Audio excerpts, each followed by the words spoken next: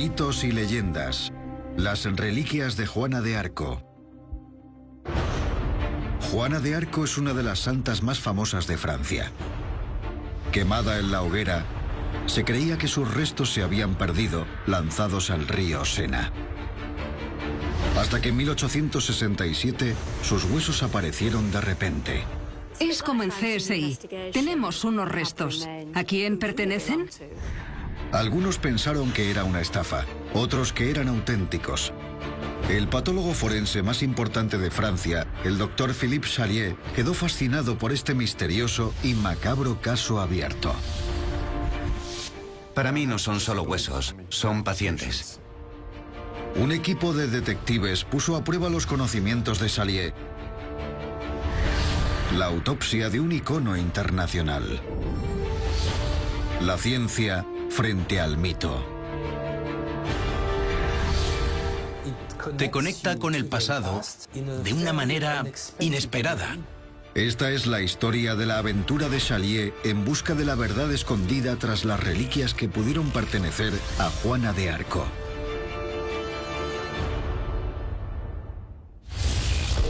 París, Francia, 2006.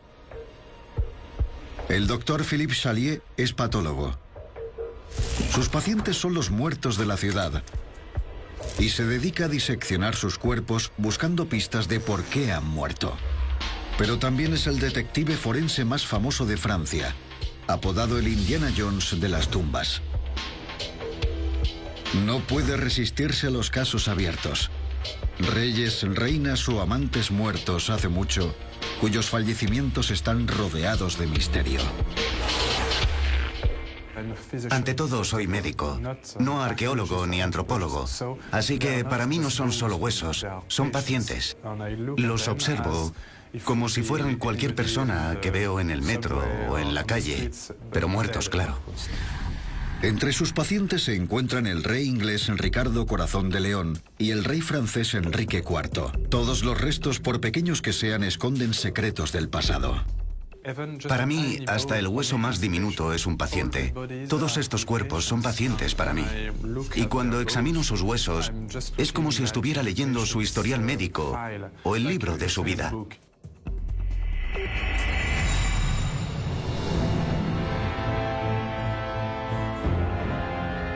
Chalier estaba destinado a convertirse en un cazador de mitos. Todo empezó en un viaje a la ciudad italiana de Pompeya cuando tenía 7 años. Un volcán había entrado en erupción el año 79 después de Cristo. La población quedó congelada en el tiempo.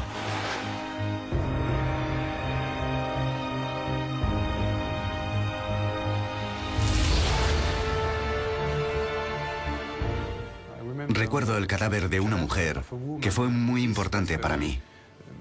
Porque no estaba viendo un esqueleto, sino una forma tridimensional de un individuo muerto, y quería conseguir que ese individuo me hablara.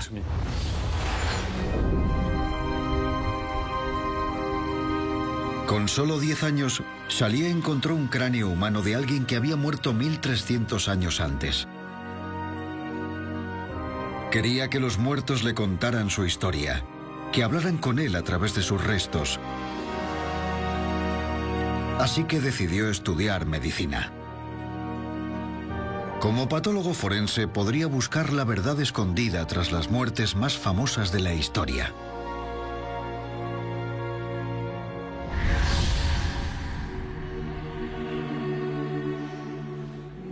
En 2006, Chalier acababa de cerrar su último caso. Estaba devolviendo los restos medievales de la amante de un rey a un museo provincial de Chinon, en el centro de Francia, cuando por casualidad encontró a su siguiente paciente. A 50 centímetros de estos restos estaban las supuestas reliquias de Juana de Arco. Chalier había descubierto una caja de huesos olvidada hace mucho, pero no eran restos normales y corrientes. Según la leyenda, pertenecían a la santa patrona de Francia, Juana de Arco. Pero ¿cómo habían acabado en Chinon?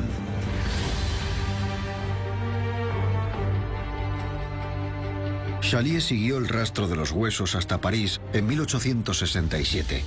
Bloques enteros de edificios estaban siendo derribados para realizar una de las transformaciones urbanas más ambiciosas de la historia.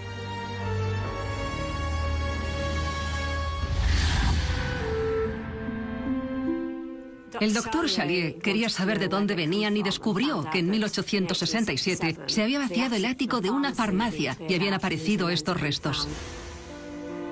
Cerca de la Plaza de la República, un farmacéutico estaba vaciando el ático de su tienda antes de la demolición, cuando afirmó haber realizado un descubrimiento extraordinario.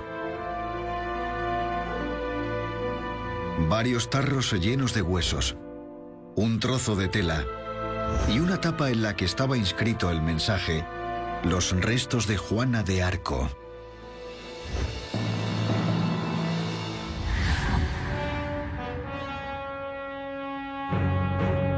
La Iglesia Católica mostró interés de inmediato. La Iglesia Católica Romana hizo que examinaran los huesos para ver si podían ser los de Juana de Arco. Más o menos aceptaron que lo eran, pero no fue una conclusión definitiva. El clero llevó los restos a Chinon para guardarlos, donde acabaron recalando en el museo local. Así que estas reliquias llevaban abandonadas en una estantería casi 150 años cuando fueron redescubiertas por Chalier. Chalier no tenía muchas pruebas con las que trabajar. Un pedazo de una costilla humana, un fragmento de una vértebra de la columna, el final del fémur de un gato, un curioso retal de tela y lo que parecían restos de carbón. Se enfrentaba a una de sus investigaciones más difíciles y necesitaría un equipo de élite si quería resolver el caso. Era como en CSI. Tenía que investigar un crimen usando un gran número de expertos diferentes y métodos de análisis distintos para determinar si en este caso las reliquias pertenecían o no a Juana de Arco. Sí, fue interesante estudiar estos huesos, que estaban totalmente negros y podrían haber sido quemados.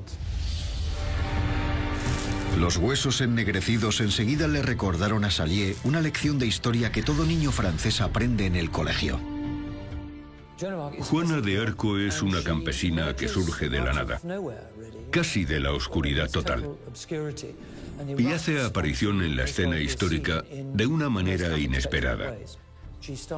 Empieza a oír voces supuestamente de los santos.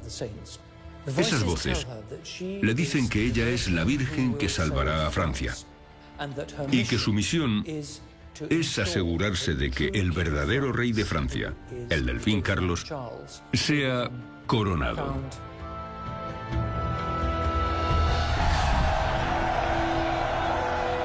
Era 1422 y Francia se encontraba inmersa en una lucha de poder con Inglaterra. Se alargó tanto en el tiempo que fue conocida como la Guerra de los 100 años. El rey francés Carlos VI acababa de morir y los ingleses estaban decididos a impedir que su hijo, el delfín Carlos, recibiera la corona.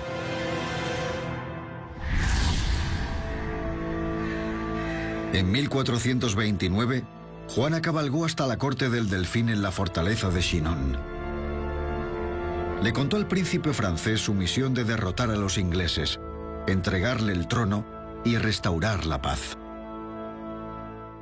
No sabemos qué dijo exactamente al delfín en secreto, ni cuál fue la señal que le dio para convencerle a él y muchos otros de que ella era la Virgen que salvaría a Francia. Fuera lo que fuese, funcionó. Y Juana se convirtió en su consejera militar. Solo tenía 16 años. Parecía bastante dispuesta a adoptar el papel de guerrera. Y esto es algo fuera de lo común. Era alguien que parecía capaz de encargarse del mando militar. Llevaba un estandarte, una insignia que era su emblema y su símbolo. Derrotó a los ejércitos británicos y vio cómo coronaban al delfín como el rey Carlos VII de Francia. Pero un año después, en 1430, En el fragor de la batalla, Juana fue capturada por tropas francesas pro-inglesas. Y su rey la traicionó al negarse a pagar su rescate.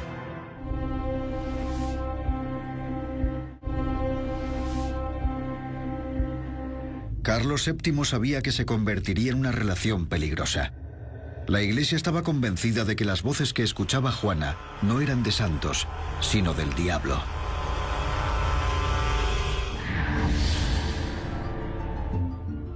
Ya no merecía la pena apoyarla. No debía parecer que el rey debiera nada, y mucho menos su reino o su corona, a alguien que estaba acusada de herejía. Juana fue encarcelada. Se negó a renegar de las voces que oía, convencida de que eran palabra de Dios. Eso no impresionó a la Iglesia.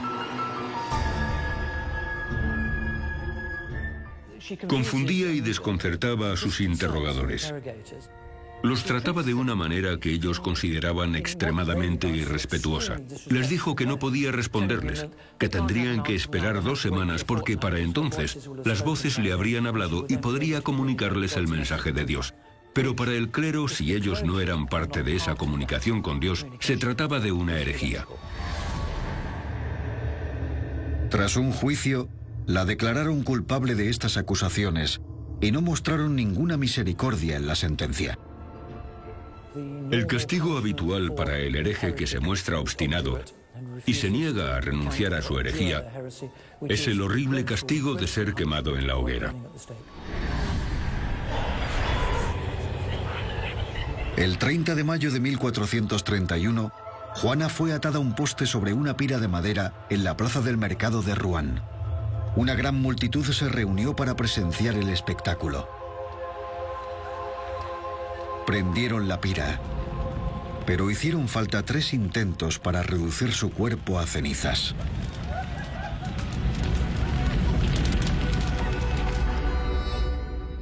Las cenizas que quedaron de esta pobre chica fueron depositadas en el río Sena. Era muy importante que no quedara ninguna reliquia.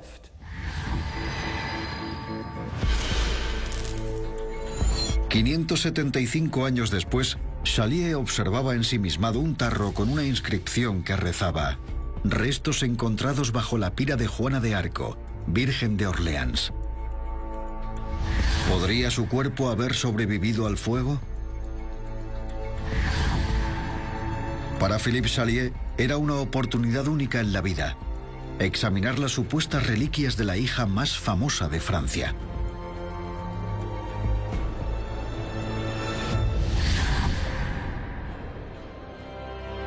Como patólogo que examinaba restos humanos anónimos encontrados por la policía, Chalier conocía una prueba diagnóstica superior al resto. El análisis del ADN ha sido descrito como la respuesta a todas las preguntas, sobre todo en el pasado. La doble hélice era la mejor oportunidad que tenía Chalier de demostrar que los huesos eran los de Juana de Arco. El ADN es una molécula que se encuentra en todas las células animales y vegetales. Contiene el código genético e información vital que se transmite de una generación a otra. Si Chalier podía encontrar muestras bien conservadas de ADN en los restos humanos, le sería posible determinar el sexo de la persona y también comparar su perfil de ADN con sus descendientes. Chalier sabía que el ADN podía durar en restos humanos cientos e incluso miles de años, así que mandó muestras óseas a expertos en genética forense. Si los restos eran de una mujer, planeaba conseguir muestras de ADN de sus familiares vivos para identificar cualquier vínculo genético con las reliquias.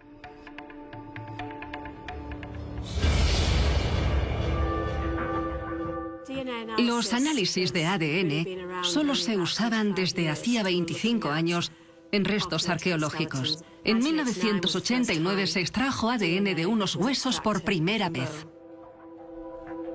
Chalier esperó los resultados. Si los huesos eran de un hombre, supondría el brusco final de su búsqueda. Si hubiera sido un hombre, habríamos concluido que los huesos no podían ser los de Juana de Arco.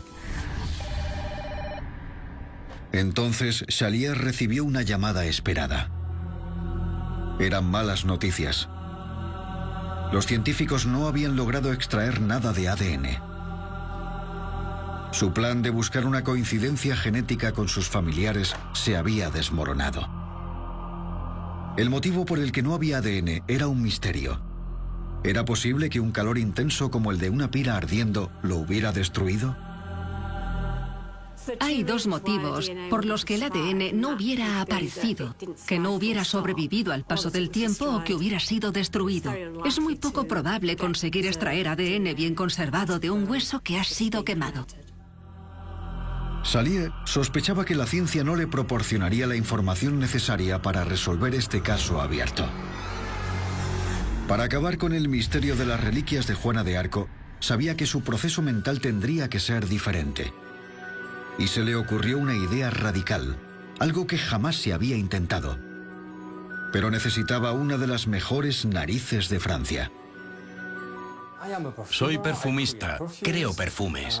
He olido muchísimas cosas en mi vida y siento una gran pasión por los olores de cosas agradables. Flores, frutas, especias, maderas, etc. Y de repente recibí una llamada de alguien que decía: «Hola, Jean-Michel, soy médico, trabajo en un hospital y estoy investigando las supuestas reliquias de Juana de Arco. ¿Podrías ayudarme?». Quería usar la nariz de algunos perfumistas, que son profesionales y muy creativos, para que olieran los huesos y saber si habían sido quemados o no. Oler las reliquias para buscar pruebas de si habían sido quemadas. Me pareció maravilloso que usara cualquier prueba posible. El sentido del olfato consiste en detectar moléculas volátiles que están en el aire. A veces, basta con detectar unas cuantas moléculas. Entran en la nariz, que las captura y envía la información olfativa al cerebro. Como el paladar de un sommelier para el complejo sabor del vino, los sentidos de Jean-Michel Durier están afinados para distinguir olores con precisión. Sería el primero en someter a examen el olor de las reliquias.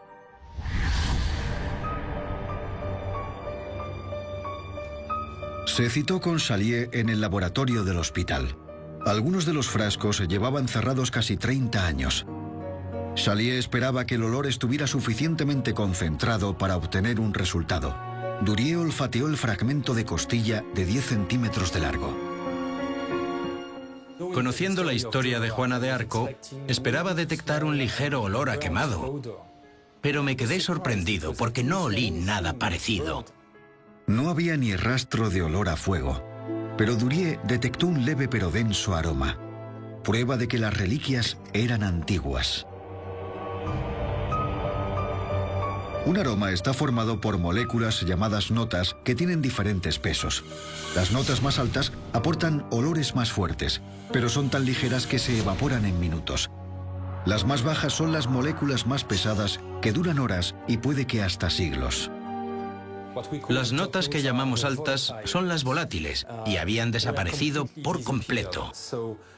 Lo que yo estaba oliendo eran las que llamamos notas bajas, que son muy pesadas y suaves.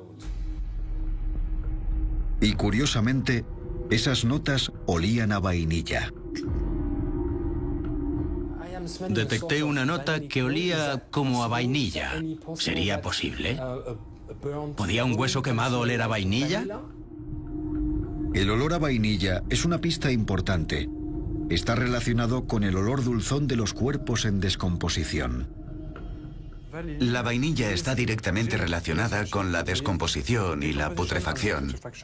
Así que estos restos continuaron con su proceso de descomposición y putrefacción.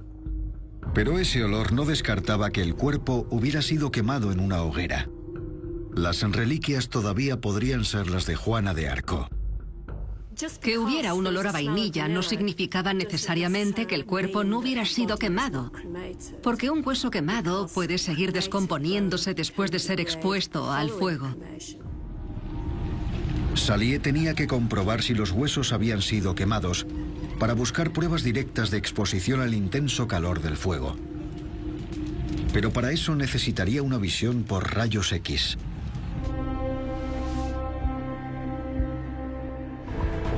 Salié pidió a unos radiólogos que hicieran a las reliquias un TAC, método normalmente utilizado para analizar cuerpos vivos, órganos y tumores. Es una técnica de rayos X. Obtiene cortes transversales, que son imágenes del objeto o del cuerpo, y luego las usa para formar una imagen tridimensional. Salié quería ver los fragmentos de hueso desde diferentes ángulos para crear un modelo tridimensional que revelara las superficies interiores y exteriores hasta el más mínimo detalle. Y se le ocurrió una idea para identificar cualquier prueba del fuego en las reliquias. Chalier tenía muestras de víctimas que habían muerto en incendios, así que podría comparar lo que viera en las reliquias con las víctimas modernas. Eran cuerpos quemados en lugares públicos, en coches o en viviendas privadas, que podían parecerse más al proceso de la muerte de Juana de Arco. Salié buscaría en las reliquias y los huesos grietas en la estructura por exposición a temperaturas superiores a 70 grados centígrados, cuando el colágeno del hueso empieza a desintegrarse.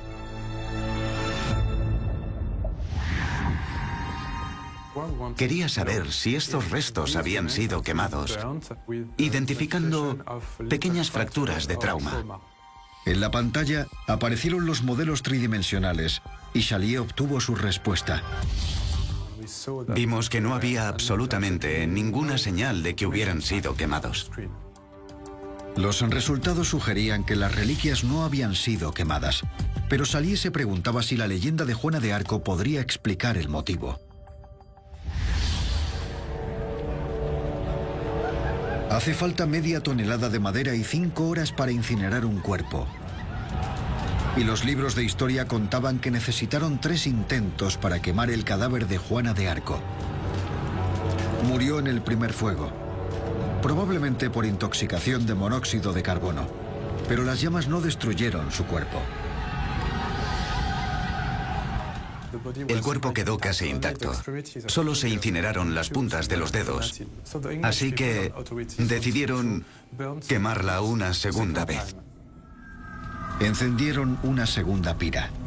Los brazos, la cabeza y las piernas de Juana ardieron, pero no su torso, que contiene los órganos más húmedos: los pulmones, el corazón, el hígado y los intestinos. Es posible que tras la segunda hoguera solo quedara el torso, porque es la parte más húmeda, y por tanto se necesitara una tercera hoguera para incinerar el resto del cuerpo.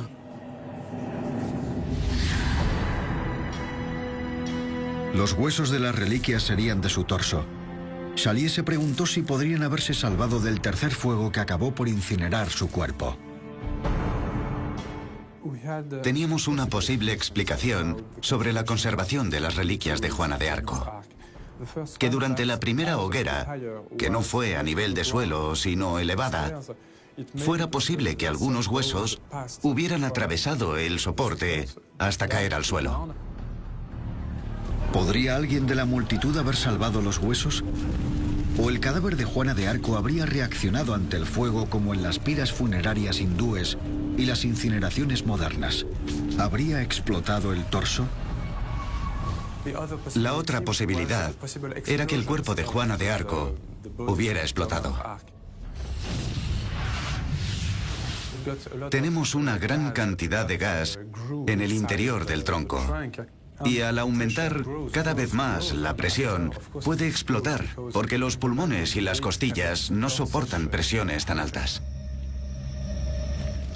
Es un fenómeno conocido que algunos cuerpos explotan durante el proceso de incineración, así que esta segunda explicación podría ser cierta.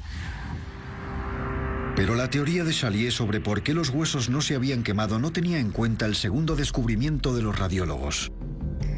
Los huesos estaban empapados de una sustancia misteriosa y oscura que en algún momento estuvo muy caliente. Para penetrar en el hueso, la sustancia negra tendría que haber tenido un estado líquido, por lo que se habrían requerido altas temperaturas. El doctor Chalier tuvo que observarla con un microscopio para descubrir de qué se trataba. Chalier raspó unas muestras de la capa negra que recubría las reliquias. Si los huesos habían estado expuestos al fuego, Chalier pensó que encontraría partículas de carbón bajo el microscopio. Los análisis de Chalier revelaron que la sustancia era una resina. Vimos que era una mezcla de material orgánico putrefacto y también una gran cantidad de polen. Los granos de polen y esporas fúngicas encontrados indicaban que se trataba de resina de pino.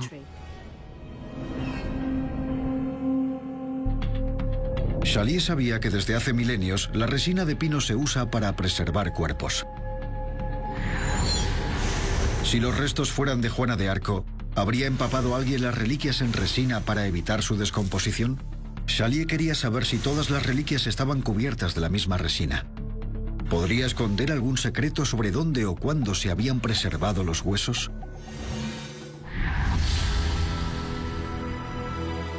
Así que llamó a un especialista habitual del Hospital Lariboisière de París. El toxicólogo Dr. Joël Poupon. Conozco a Philippe Chalier desde hace mucho, más de 10 años. Y cuando quiere algo, siempre lo consigue. Es muy persuasivo y es imposible resistirse. Para él, todo es posible. Al contrario que los de Chalier, los pacientes de Poupon suelen estar vivos. Se dedica a buscar rastros químicos de venenos o de ciertas enfermedades en sus cuerpos, pero también puede encontrar elementos en restos arqueológicos. Ha ayudado a Chalier a resolver algunos de sus casos más complejos, pero los supuestos huesos de una santa empapados de resina eran algo nuevo.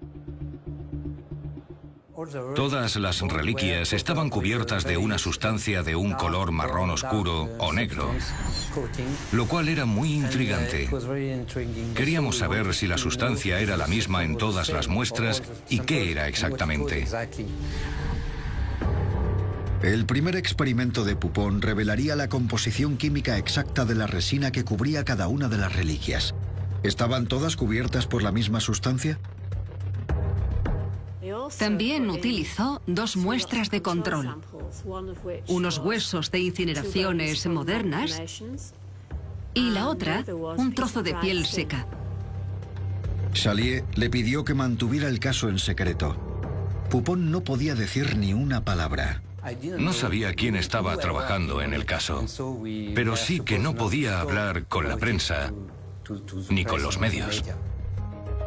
Para identificar los elementos de la resina, Poupon tuvo que disolver las muestras en ácido, calentado a 5000 grados. Luego Poupon pasó el líquido por un espectrómetro de masas que identificaría y contaría los átomos de las muestras. Chalier quería los resultados de inmediato.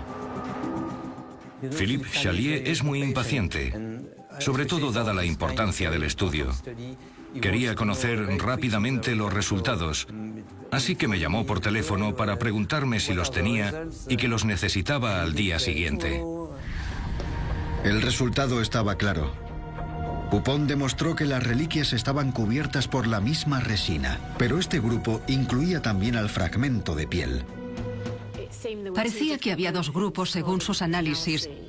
Uno eran las incineraciones modernas y el segundo grupo eran las reliquias y la muestra de piel. Las reliquias y la muestra de piel estaban llenas de hierro y fósforo, otra prueba de que los huesos se habían descompuesto y no habían sido incinerados. Los altos niveles de fósforo y hierro de las reliquias y la piel remitían el proceso de descomposición que experimentan los huesos y la piel. Los huesos modernos tenían una composición química diferente. No estaban vinculados con la resina de las reliquias. Entonces, Chalier reveló el origen del trozo de piel. Chalier le dijo a Poupon que de hecho se trataba de una muestra de piel de una momia egipcia. Chalier le había enviado la muestra de piel para probar una idea secreta: que las reliquias estaban cubiertas por una resina inventada por los antiguos egipcios. Y tenía razón. Fue un gran avance para el caso. La mezcla negruzca era betún y un tipo de resina usado durante el proceso de embalsamamiento. Estos resultados confirmaban que esta sustancia era exactamente la misma en todas las muestras.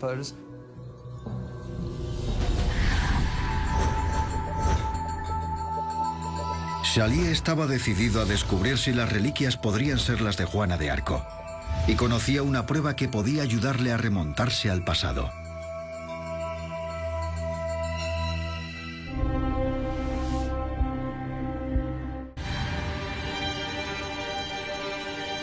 Zúrich, Suiza.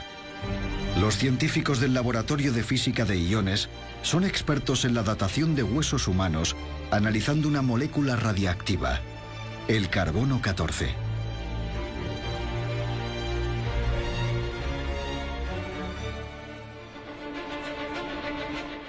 En cierto modo, somos radiactivos por naturaleza. Nuestra atmósfera, nuestro planeta, están expuestos a la radiación cósmica. Y estas partículas cósmicas energéticas acaban en todos los organismos vivos y también en nuestro cuerpo. El carbono 14 se encuentra en todas las células de nuestro cuerpo y en cuanto morimos funciona como un cronómetro. Como es radioactivo, el carbono 14 se descompone a un ritmo establecido, así que los científicos podían contar el número de moléculas que quedaban en los huesos para decirle a Chalier cuándo había muerto esa persona. Pero también quería conocer su origen geográfico.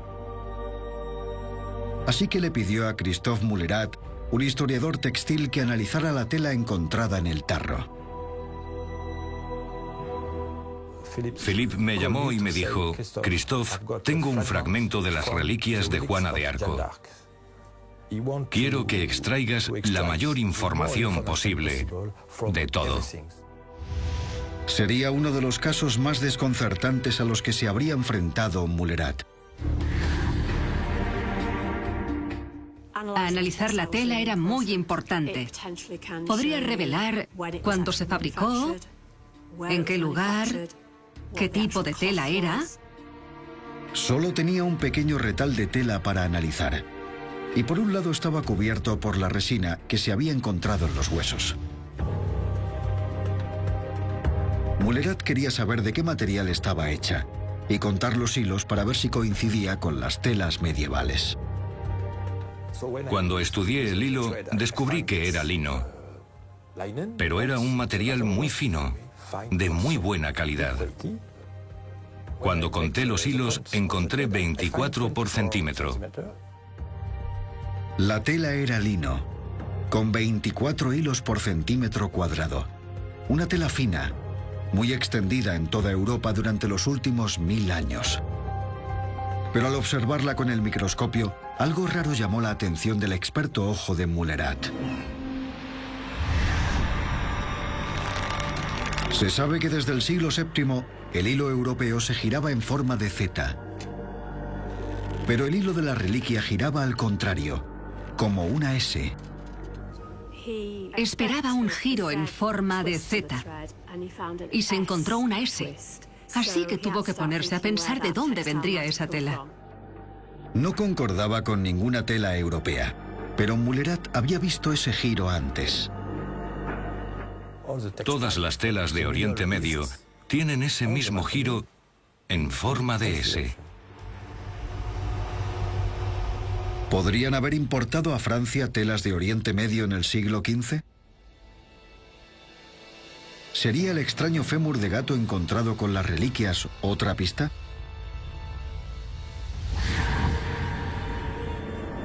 Chalier había oído que a finales de la Edad Media la gente creía que el diablo podía transformarse en un gato. Esto se asociaba con la brujería y la herejía, y se rumoreaba que quemaban gatos en la pira junto a las brujas.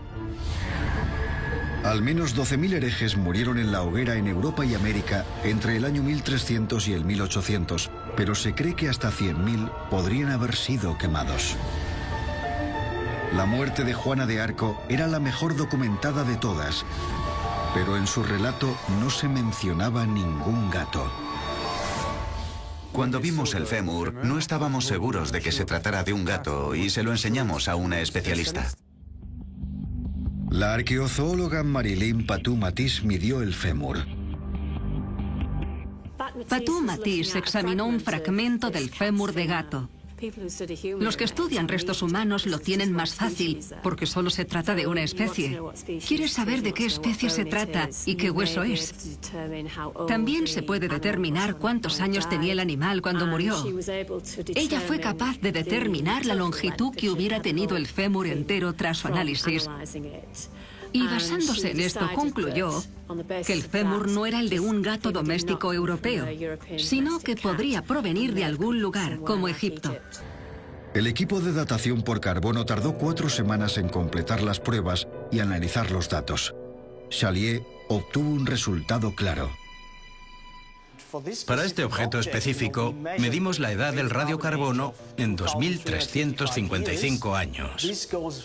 Esto nos remonta a tiempos asiáticos, a una época entre el siglo VII y el siglo III a.C. Los huesos eran entre 1000 y 600 años más antiguos que la fecha en la que murió Juana de Arco. La pregunta sobre el origen de las reliquias ya tenía respuesta. Eran falsos. El fémur de gato pertenecía a una raza grande de Egipto y el jirón de tela estaba relacionado con Oriente Medio. Los huesos habían sido embalsamados con una resina igual que la que usaban en el antiguo Egipto. Y la datación por carbono demostró que esa persona vivió en la antigüedad, en la época de los faraones. Todas las pruebas sugerían que el paciente de Chalier era una momia egipcia. Pero para Chalier, su investigación todavía no había terminado. Estaba decidido a llegar al fondo del asunto. ¿Por qué se había hecho esta falsificación? Chalier se había dejado atrapar por el misterio de la etiqueta escrita a mano que afirmaba que las reliquias eran las de Juana de Arco. ¿Podría el texto y los tarros de cristal dar las últimas pistas necesarias para cerrar el caso? Robert Montegut, experto en antigüedades, las examinó. En el texto ponía restos encontrados bajo la pila de Juana de Arco, Virgen de Orleans. La Virgen era un nombre que la propia Juana había usado en el siglo XV, pero el apodo había sido utilizado por el poeta francés Voltaire en un poema de 1755 para burlarse de su pureza. Y había otra pista en el propio tarro de cristal. Los tarros se habían hecho a mano y lo sabían por su base. Un diseño usado por los científicos del siglo XVIII puede que no estuviera fuera de lugar en una farmacia. El tarro de cristal se había roto recientemente, hace 30 o 40 años, pero no antes. El tarro no era de la época de Juana de Arco, sino del siglo XIII. Y la inscripción era muy reciente, pero con un estilo arcaico. El falsificador había intentado conseguir una escritura antigua, pero no engañó al experto. Ciertamente no era medieval ni del siglo XVIII, sino del siglo XIX. En lugar de encontrar las reliquias, Chalier se preguntó si el farmacéutico habría hecho la falsificación en 1867, poniendo los restos de una momia en unos tarros de cristal y haciéndolos pasar por los de Juana de Arco. ¿Pero por qué se tomaría tantas molestias?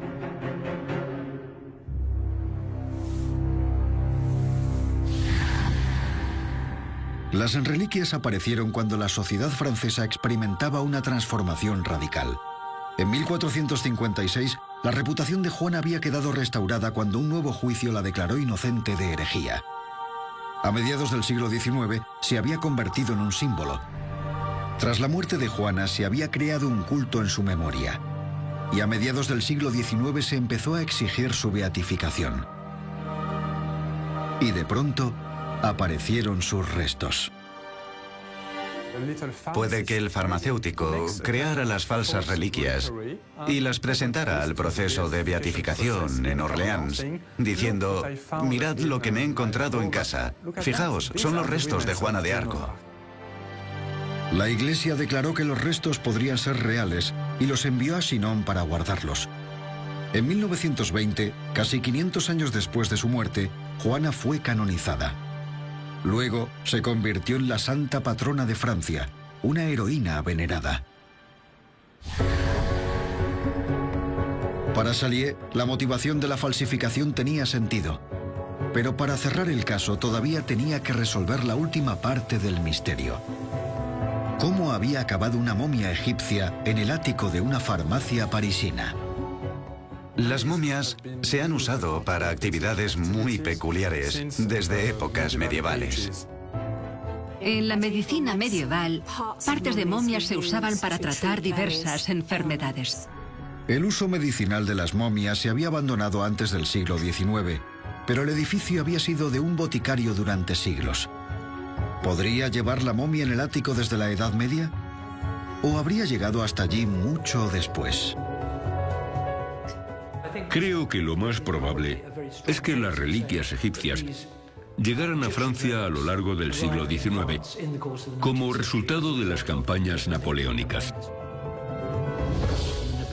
Las guerras napoleónicas tuvieron como resultado el saqueo y pillaje de todo tipo de lugares.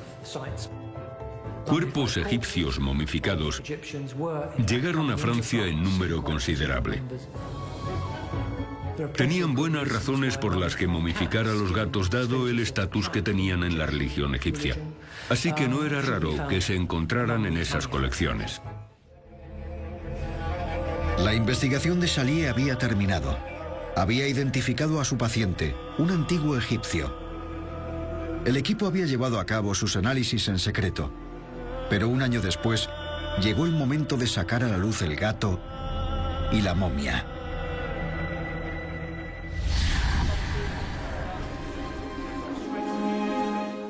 Al final del estudio, cuando se presentaron los resultados ante la prensa y los medios, fue algo muy sonado. Y en Francia, la gente y los periódicos hablaron mucho del tema. El extraordinario hallazgo de Chalier llenó titulares. Los restos de la momia fueron devueltos a la fortaleza de Chinon para que fueran expuestos al público. Los huesos no eran de Juana, pero a Chalier y a su equipo no les importaba. Algunos quedaron decepcionados por el resultado de la investigación. Por otro lado, creo que el mero recuerdo de Juana de Arco probablemente sea suficiente. Todo esto no cambia nada de la persona de Juana de Arco, que fue alguien única y excepcional. Las reliquias eran falsas, pero eso no cambia nada sobre la figura de Juana de Arco. La investigación de Chalier no encontró a Juana de Arco, pero ayudó a desmentir uno de los mitos más intrigantes de Francia.